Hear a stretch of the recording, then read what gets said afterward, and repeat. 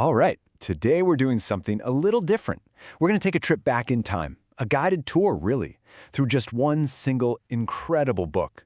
It was published all the way back in 1900, and it's basically a time capsule, a key to unlocking the wisdom of entire civilizations.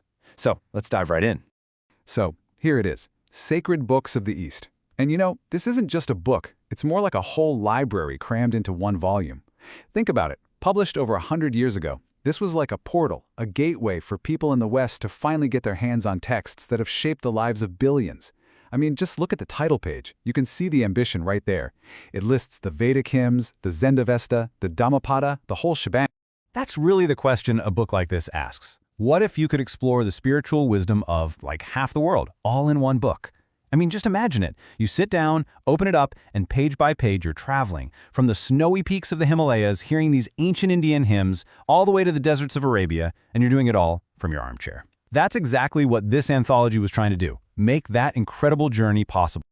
Okay, so here's our plan for this tour.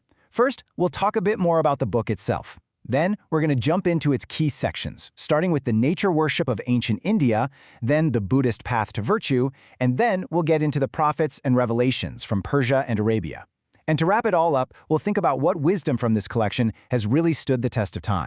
So yeah, this thing is basically a greatest hits of Eastern thought. You've got the Vedic hymns, some of the oldest scriptures on the planet. You have the Dhammapada, which is like a practical handbook for living an ethical life straight from the Buddha. Then there's the Zend-Avesta, the sacred text of Zoroastrianism, plus selections from the Koran, and even a biography of the Buddha. Seriously, for 1900, this was an absolutely incredible collection to put together. All right, let's start our tour. Our first stop is going to take us way, way back to the most ancient texts in this whole book. We're talking about voices that echo from the very dawn of recorded spiritual thought. And when I say way back, I mean it. To put this in perspective, the earliest Vedic hymns, they're estimated to be from around 1000 BC. That's 1,000 years before the Common Era.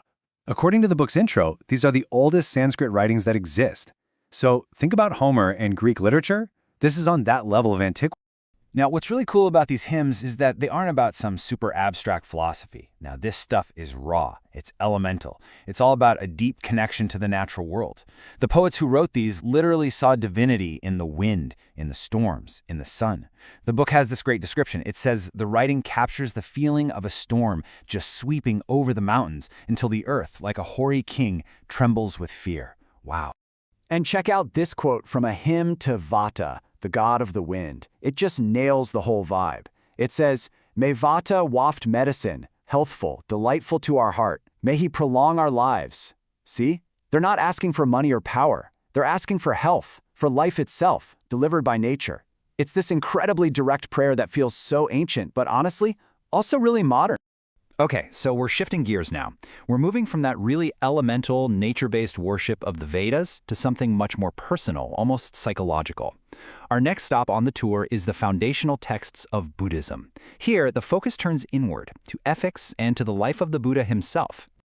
The main text we're looking at here is the Dhammapada. And as the book's intro puts it, this is one of the most practical guides to living an ethical life you could ever find. The name itself literally means the path to virtue. So it's not hiding its purpose, right? This isn't about complicated rituals. It's a straightforward guide to mastering your own mind. And what's great is that the collection doesn't just give you the teachings, it gives you the story behind them, the life of the Buddha. You get that classic tale of Prince Gautama, who was totally sheltered from any kind of pain by his father. But then, one day, he goes outside the palace walls and sees sickness, old age, and death for the very first time.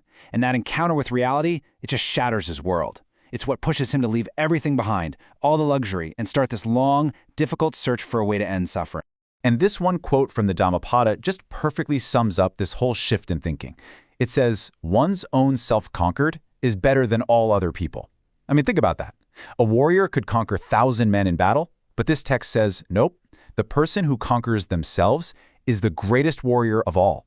And that, right there, is the heart of the Buddhist path. Shown in this book, the most important battle is the one you fight inside yourself. All right, let's keep moving. The book now takes us into a totally different spiritual world. We're talking prophets, huge cosmic battles, divine revelations. This part of our tour covers two major traditions, one from ancient Persia and the other from Arabia. So first up, we have the Zend-Avesta. This is the sacred book of Zoroastrianism, and its worldview is just fascinating. It basically frames all of existence as one big cosmic struggle. And this idea, well, it would go on to be super influential on a lot of other religions down the line. So here's the core idea in a nutshell. According to the Zend-Avesta, the entire world is a battlefield between two huge opposing forces. On one side, you've got Ormuzd, who is the source of everything good, and on the other side, there's Ahriman, the source of everything evil. And every single choice you make, every action you take, it's all part of this epic struggle between light and darkness. So from ancient Persia, the book jumps over to Arabia, and it introduces the Prophet Muhammad, but not just with his words. It includes this really striking portrait, which the book notes is from a rare print. It's a small thing, but it really helps to humanize this figure who's at the center of one of the world's biggest faiths. And to give you a feel for his character, the book quotes the famous historian Thomas Carlyle, and Carlyle's description is just so vivid. He paints this picture of a man who wasn't some schemer looking for power. He describes him as a deep-hearted son of the wilderness, a truly sincere soul who is basically compelled by his own nature to face the great mystery of existence. What a way to put it. And the core message that came through this sincere person? The book boils it down to this one essential creed, and this is presented as the absolute bedrock of Islam. There is one God, and Muhammad is his prophet. Simple, direct, and powerful. It's about the oneness of God, and Muhammad's role as the messenger.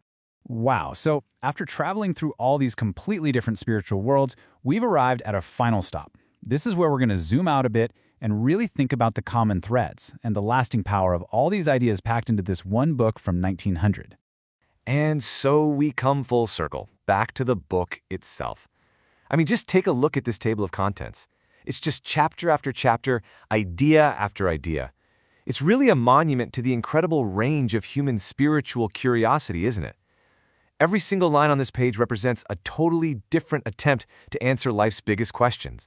So what's the big takeaway from all this? Well, you can see how each tradition offers a totally unique way of looking at the world. You start with the Vedic hymns, which are all about awe for the power of nature outside of us. Then the Zend-Avesta frames life as this big moral battle, also happening out there. But then the focus totally shifts inward with the Dhammapada and its path of self-conquest, and the Upanishads searching for the true self within. And then finally, the Koran brings it all together, teaching absolute submission to one God, kind of uniting that inner and outer world.